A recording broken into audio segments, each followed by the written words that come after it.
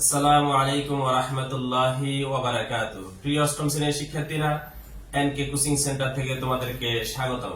তোমাদের জন্য আজকে নিয়ে এসেছি তোমাদের যে মুনাফার অঙ্কগুলা রয়েছে 2.1 এর সেই অঙ্কগুলা থেকে আজকে 3 নম্বর অঙ্কটা তোমাদের জন্য আমি নিয়ে এসেছি। দেখো, এখানে 3 নম্বর অঙ্কে বলা হয়েছে যে 30 টাকায় 10টি ধরে ও 15টি ধরে সমান সংখ্যক কলা ক্রয় করে। 30 টাকায় 10টি ও 15টি ধরে সমান সংখ্যক কলা ক্রয় করে। সবগুলো কলা 30 টাকায় 12টি ধরে বিক্রি করলে শতকরা কত লাভ বা ক্ষতি হবে? শতকরা কত লাভ বা ক্ষতি হবে? অর্থাৎ সে 30 টাকা দিয়ে কোন জায়গায় গেছে, সেখান থেকে 10টা কলা ক্রয় করছে। অন্য আরেকটু জায়গায় গিয়ে দেখছে যে 30 টাকায় সে 15টি করে কলা পাচ্ছে। এখন সে 30 টাকায় একবার কিনছে 10টা, আবার কিনছে সে 15টি, সমান সংখ্যক কলা ক্রয় করছে। সে সবগুলা কলা 10টি আর 15টি সবগুলা কলা সে কি করলো? এখন 30 টাকায় 12টি করে বিক্রি করে ফেললো। এখন তার শতকরা কত লাভ বা ক্ষতি হবে? তাহলে আমরা প্রথমে 10টি কলার ক্রয় মূল্য বের করব, এরপরে 15টি কলার ক্রয় মূল্য আমরা বের করব। বের করার পরে দেখো, আমরা এখন লিখবো যে এই 10টি কলার ক্রয় মূল্য আমরা কি লিখবো? 10টি কলার ক্রয় মূল্য 30 টাকা। এই 30 টাকা। তাহলে একটি কলার ক্রয় মূল্য, 10টা কলার ক্রয় মূল্য যদি 30 টাকা হয়, তাহলে একটি কলার ক্রয় মূল্য কত? 10 দিয়ে 30 কে ভাগ করব, 3 10 30, তাহলে কত হবে? 3 টাকা। আবার আমরা যে আরবার সে 15টি কলা ক্রয় করছে, আমরা আবার লিখবো 15টি কলার ক্রয় মূল্য একই 30 টাকা। তাহলে 15টি কলার ক্রয় মূল্য যদি 30 টাকা হয়, তাহলে একটি কলার ক্রয় মূল্য কত? 15 দিয়ে 30 কে ভাগ করব, তাহলে কাটাকাটি করলে যাবে কত? 15 30 এর মধ্যে যাবে 2 বার, তাহলে 2 টাকা। অর্থাৎ সে এখানে হচ্ছে 3 টাকা আর এখানে হচ্ছে কত টাকা? 2 টাকা। এখন আমরা উভয় ক্ষেত্রে, অর্থাৎ সে একবার কিনছে 10টা, আবার কিনছে 15টা, একই টাকা। তাহলে আমরা এখন লিখতে পারি উভয় ক্ষেত্রে 1 যোগ 1, সে যেহেতু 1 যোগ 1 দুইবার কলা ক্রয় করছে, 1 যোগ 1 সমান 2টি কলার ক্রয় মূল্য। এই যে আমরা এখানে 3 পাইলাম, এখানে 2 পাইলাম, তাহলে 3 যোগ 2, তাহলে কত টাকা হলো? 5 টাকা। তাহলে হলো কত টাকা? 5 টাকা। এখন এই 5 টাকা 2টা কলার ক্রয় মূল্য। এখন আমরা লিখতে পারি সুতরাং একটি কলার গড় ক্রয় মূল্য।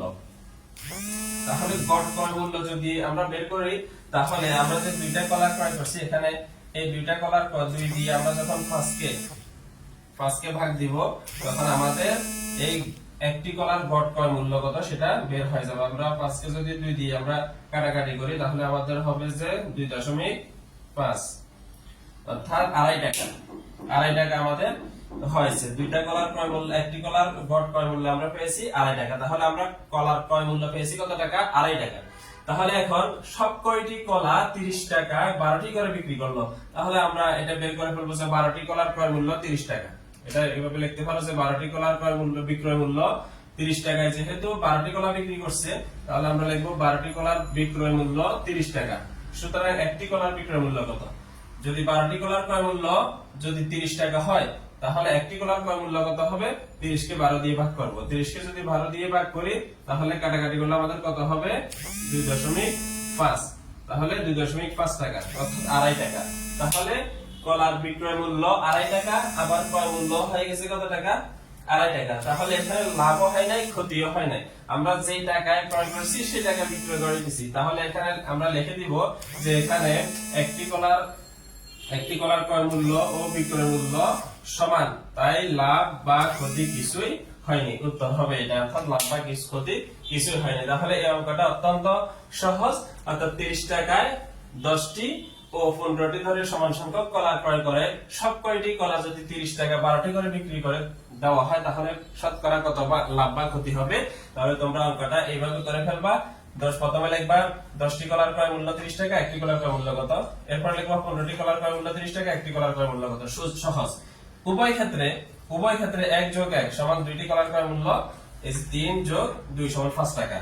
সুতরাং একটি কলার গড় ক্রয় মূল্য 5 কে 2 দ্বারা ভাগ দিবা, তাহলে গড় ক্রয় মূল্য বের হয়ে যাবে 2.5 টাকা। এখন সবগুলা কলা যখন সে কি করলো, 30 টাকা 12টি করে বিক্রি করলো, তাহলে আমরা 12টির বিক্রয় মূল্য যখন আমরা এটা পেয়ে যাব, তখন আমরা কি করব, কি লিখবো, 12টি, যেহেতু 30 টাকা 12টি করে কলা বিক্রয় করছে, আমরা লিখবো 12টি কলা বিক্রয় মূল্য 30 টাকা। এই যে এখানে আছে 12টি কলা, এই 12টি কলা সে বিক্রি করছে কত টাকা দিয়ে, 30 টাকা দিয়ে। তাহলে 12টি কলার ক্রয় মূল্য, 12টি কলার বিক্রয় মূল্য 30 টাকা। সুতরাং একটি কলার ক্রয় মূল্য 12 ভাগের 30।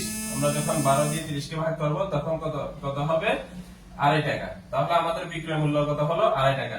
এই 2.5 টাকা বিক্রয় মূল্য, আবার ক্রয় মূল্য 2.5 টাকা। এখন দুটোটা সমান হয়ে গেছে। যেহেতু দুটোটা সমান হয়ে গেছে, সেহেতু এখানে লাভও হয় নাই, ক্ষতিও হয় নাই। আমরা উত্তর লিখে দেব, এখানে একটি কলার ক্রয় মূল্য ও বিক্রয় মূল্য সমান, তাই লাভ বা ক্ষতি কিছুই হয় নাই। এইভাবে তোমরা অত্যন্ত সহজভাবে অঙ্কগুলা করতে পারবা।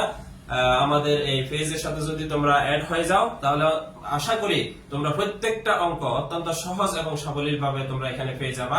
আজকে এতটুকু, আগামী পর্বে তোমাদের সাথে আবার দেখা হবে। আসসালামু আলাইকুম ওয়া রাহমাতুল্লাহ।